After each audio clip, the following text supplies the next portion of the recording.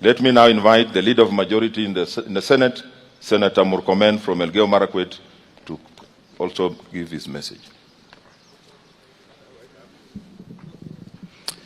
The family of the late Jonathan Moi, led by Mama Sylvia and the children, the extended family, led by His Excellency, the second President of Kenya, and their brothers who are working with us in Parliament, Honorable Gideon Moi and his brother, and the rest of the extended family. Your Excellency, the Deputy President, Your Excellency Mama Ngina Kenyatta, all other distinguished guests, good afternoon. Mine will be very brief. First, as a son of a pastor and someone who was brought up in Sunday school, I didn't need the reminder of Bishop, who is also my bishop. I did not need the reminder because I am a Christian first before being a senator. I know, Bishop, there's been a lot of debate about what is the role of us politicians in church. We get bashed all the time when we come to such functions. But I want to give you this assurance. We are also seeking to be in heaven. And should it be that Christ comes now, don't be surprised I will be seated slightly ahead of many of you, despite the fact that there is a lot of conversation about politicians being equated to being sinful. And I want to say here that we came here to celebrate a man that some of us had no personal relationship like many others did. But there's something so unique about JT that has been said by everybody. As a young boy, when we watched the Safari Rally, it was always a wonderful moment in April, around April, Easter times, to see him racing. And finally that, you know, in the words of Robert Frost, who wrote the poem, The Road Not Taken, he wrote that poem and said that, you know, two roads diverged in a yellow hood. And since I would not go through both roads, I decided that I will take the one that was leafy, that was grassy and wanty of wear, and the one that was less trodden. I think in the family of Mzee Moi, the uniqueness of JT, what he did, was to take something that he wanted to leave a purpose in life.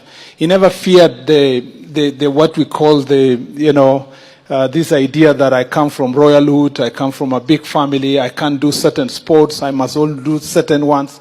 This man defined uniqueness and followed his path and his passion and vision. And that's exactly what we should do. Even as we speak in his funeral, I think this is what we should allow our children to be, what they want to be, because in that which they want to be, God has created a way for them to leave a mark in the society. And therefore, when we are standing here, we come here to say pole to the family, to our friend and colleague, Gideon Moi, whom we work together and actually works with us in the majority side.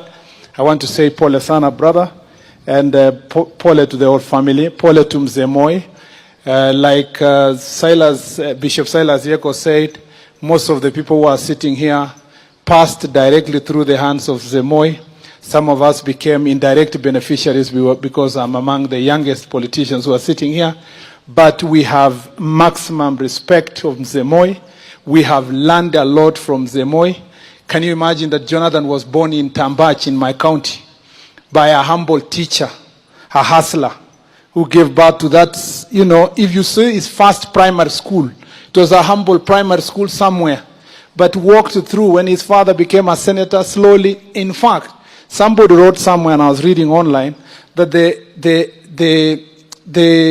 story of firstborns and first children is almost defines the story of the family. And Mzee Moi, having worked so hard from the humble beginning as a teacher and showed us his values of generosity and giving. If there was a man who taught this country giving, even including in churches, it is Mzee Moi. So we have utmost respect. And I want to make this assurance here, that those of us who are in politics and who come even from this community, we will never forget to follow in the footsteps of Mzee Moi to push for the unity of our community, which was really a major thing he wanted. and to push for the unity of our country, that we become, you know, when Mzee Moi used to tell us peace, love, and unity, many people thought it was mchezo. But now this is one of the things we yearn for. And when I see Senator Orengo speak here positively about Mzee Moi, I am very, very happy, because that shows we are closing closer.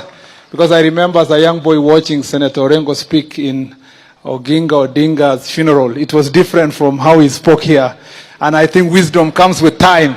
And we must appreciate what we are saying here, that the more we stay together, the more we learn from God, the more we learn that we are one, we will push for the unity of this country.